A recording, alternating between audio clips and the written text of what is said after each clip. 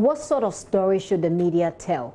A message that spreads calm and not fear, as the slogan has always been, or a message that actually lays bare the truth about the pandemic to get people to take the hashtag stay at home a bit more seriously so they will stay at home? I'll be exploring that as well. And that has to do with stigmatization also, which is one of the biggest problems of those who have recovered. I'll be talking to clinical psychologist and also host of Ultimate Health at Joy FM, Note Dua. Note, thank you so much for your time this afternoon. Thanks, Misty. All right. And also the biggest issue is people who recover and then test positive again. And that's what I'll be engaging Dr. Amuasi from the Amuasi Center for Collaborative Research. Doc, thank you so much for your time this afternoon as well. Thank you very much. Okay, so let me start with you. We see this gentleman today who is telling us about his success story. He has recovered. But we're also hearing, and government tells us that they've had to do double tests just to be sure that people are actually negative. Let's look into the dynamics of the recoveries. We're learning that, first of all, before I bring in what we're learning, what can you tell us from where you sit as far as the recoveries and the possibilities of being positive again are? No, thank you very much for that. I think it's really important to put things in perspective, and I want to take the opportunity to say hello to all your listeners, and for those who really do consider this as really important to increase or improve their knowledge and then inform others as well. So with the recoveries, we hear from the Ghana Health Service that there are about 83 recoveries right now. Yeah. This is not surprising at all, and is actually to be expected. We have 8 deaths out of the total number of cases that we have. And we know that this is a disease which, once you get, you are most likely to recover, although some will die. The thing is, what we see from the mortality is that those who die often end up dying within a week or up to about 2 weeks of getting the disease. So far, we've had a number of people who've had the disease for well over 2 weeks. It should not be surprising to anyone at all that almost all of these people are going to recover and be in perfect health. So we should be expecting a greater wave of recoveries coming in. In fact, the only reason why we may not have seen this earlier is I guess the authorities would like to concentrate their efforts on testing people who are likely to be at risk or who've been exposed, and therefore want to be sure about those who could be positive and we do not yet know. For those we know are positive, the idea is stay put, don't mix with others, don't put others at risk, and later, for lack of a better word, when we have the time or when we have the ability, we'll come back and check if you are totally free. The argument would be, why would you spend your time and limited resources retesting someone who's already positive to be sure they're completely disease-free when there are others out there who could be positive who you don't know? I'm not saying it's not important to do these serial tests, but when you have limited resources, you would focus them differently. So I guess now that we're getting a hang of things, and we have systems in place to be identifying people and run the tests, we can now begin to look at those who were tested and monitor them a bit more closely to see if they've recovered. And for me, if after 2 weeks of somebody testing positive, there's no further bad news, they're not in the critical to moderately ill category, then I would expect them to move into the recovered category very quickly, and that's what we're beginning to see. Oh, interesting. So you're saying that people wouldn't necessarily need a test after 2 weeks if they're not critically ill? No, that's not what I'm saying. Okay. Help me. To ascertain recovery, you need to be tested and have a negative test. But what I'm saying is that in an emergency situation, and when you have limited resources, and when you are not too sure about how quickly this disease is spreading, you would focus your attention on those who are likely to have been exposed and would like to spend a lot more time seeking them out and testing them rather than conducting serial tests on someone who has already tested positive. So let's say someone is positive today, you'd want to come back after maybe a couple of days. Ideally, it should be every other day, to be very clear with you, every other day, and check what we call the viral load. I'm not a virologist, but I can tell you this, at least you need to check the viral load to see how much of the virus is in them, and see whether the quantities or the levels of the virus is decreasing through to a point where when you do the test, you cannot detect any of the virus at all. And this is when you are declared to be disease-free. But when you don't have the time, you don't have the resources, you would like to allow the passage of enough time and then conduct another test at a point where you could be sure that if they are indeed disease-free, they would have a negative test. And that is what we are seeing now with the wave of recoveries that are being declared. And as I said, from the numbers that we have, we should expect a lot more declarations of recovery at this rate. Okay, let me bring in Notedra at this point to find out. Note, he says to expect more recoveries. Now, the thing about stigmatization is that these people are having to go back to their families to be integrated back into society, but society is not ready to accept them.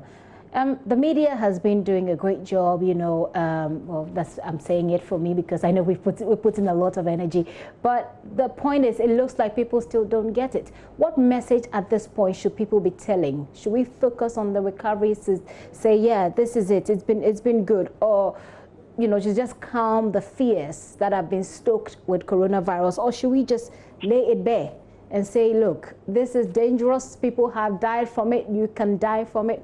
How do we deal with this stigmatization problem? Right, thanks for the question. And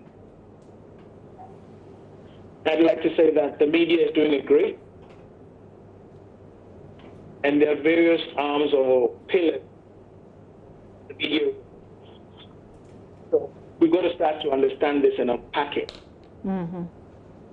We have a duty to investigate that we are confronted with in dealing with COVID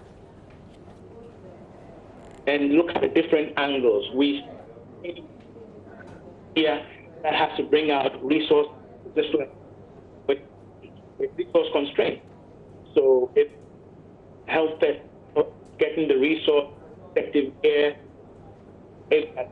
with our method, and the media out. It's important to understand this. Now, having to look at this whole diagram, whether you're bringing out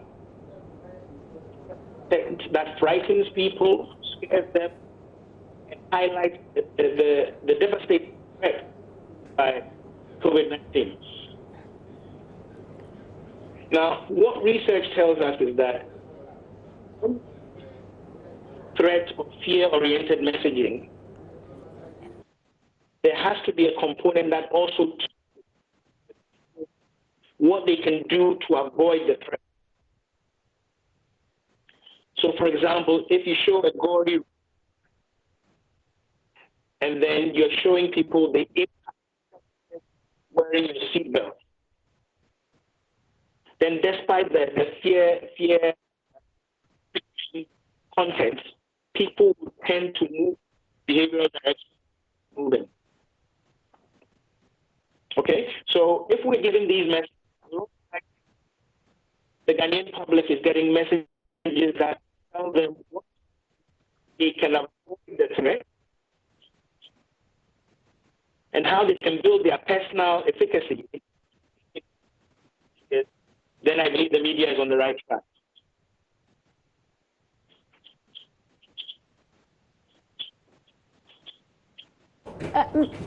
Well, Note, I'm having a bit of a challenge with your Skype there. It's not as smooth So we're going to have to call you back on that particular one. But let me go back to Dr. Amuasi.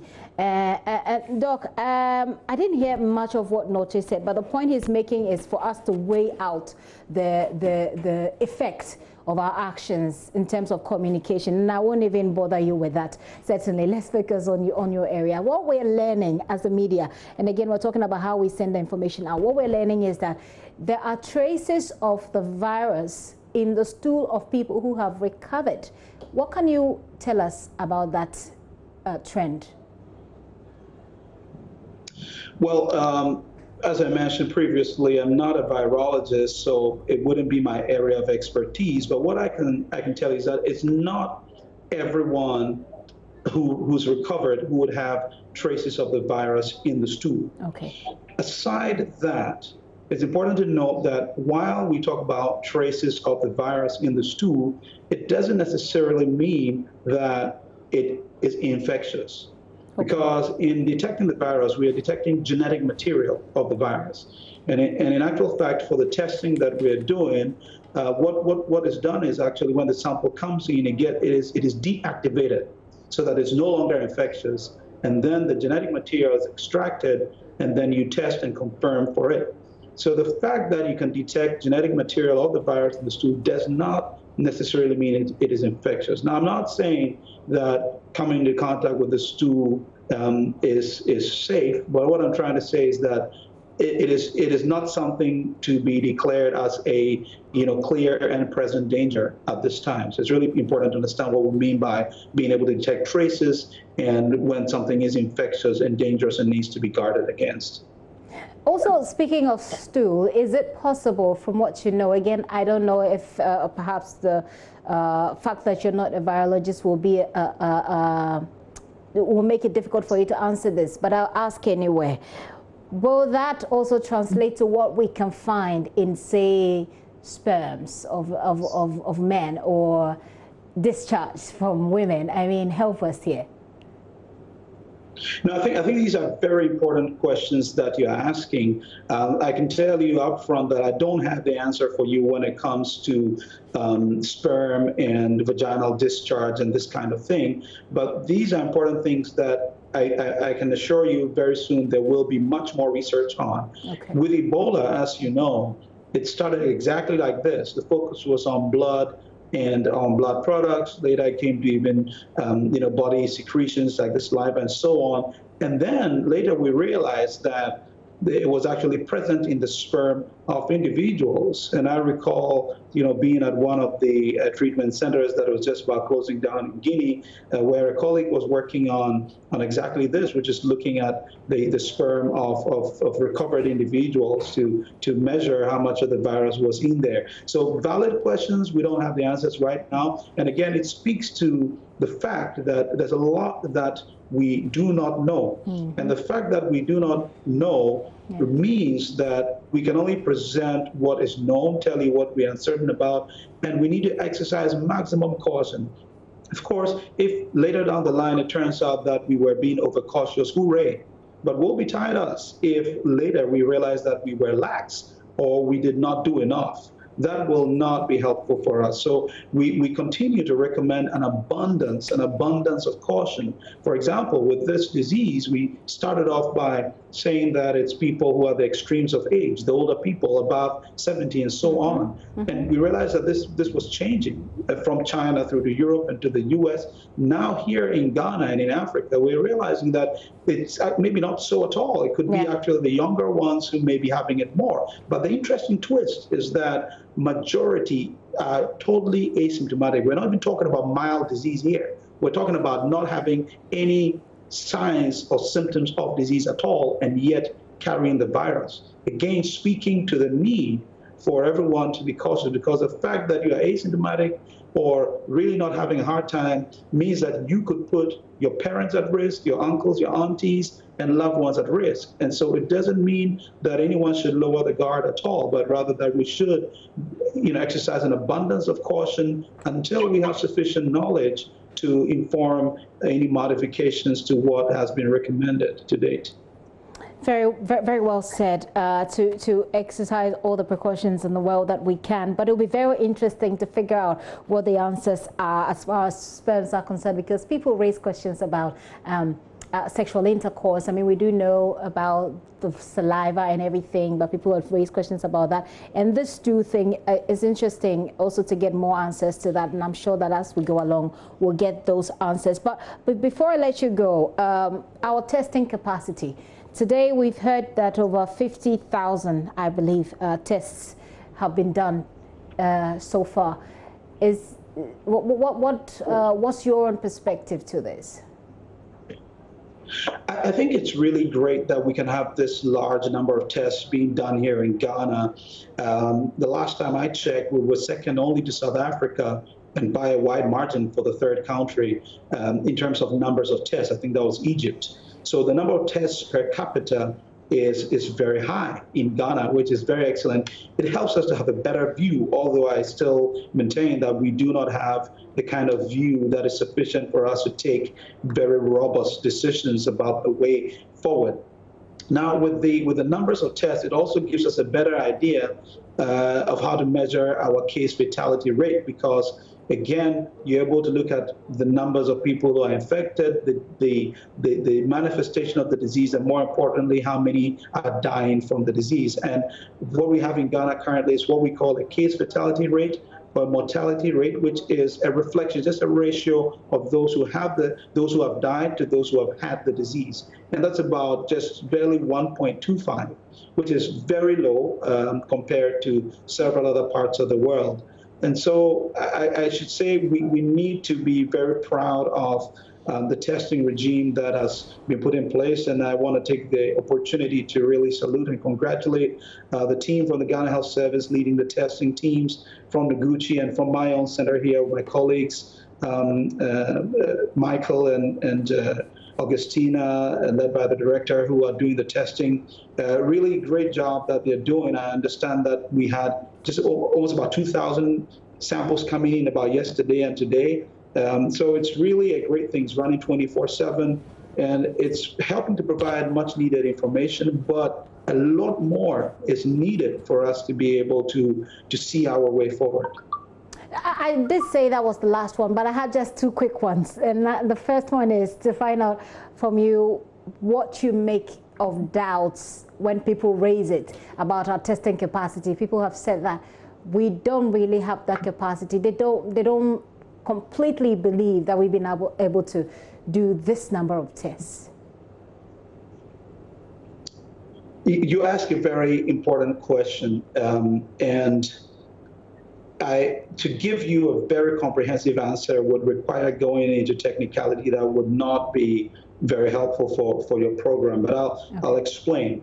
There's a way in which these tests are done, and the virologist would give you finer details. As I said, again, maybe not too helpful for the program, but what I want to tell you is whatever has been declared as numbers of positive or negative samples is the truth as far as I know and from where I sit at our center here. Okay. The method of conducting the test will vary from place to place, different parts of the world. And the approach is to optimize our ability to come to conclusions or estimates of numbers of positive will also vary. So what I can say is that currently we are using the most efficient approach to be able to run as many tests as possible. There may be more robust approaches, and the more robust the approach, often the less you can do within a certain time frame. So some people may be arguing that we may not be using the most robust of approaches, but under these circumstances, I would say it is the best that can be done, is what should be done, and it has given us at least the information we have accurate enough. There may be a margin of error, and even in the most robust of approaches, there is a margin of error.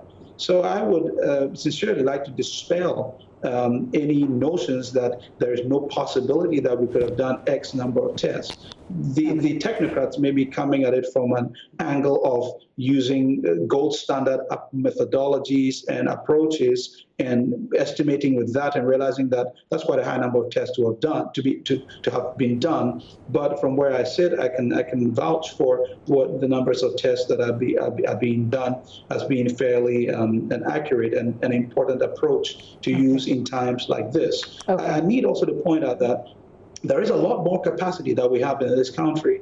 The machines that are used for testing actually abound in many research centers across the country. The challenge is dealing with the samples themselves. Now, this is a highly infectious pathogen.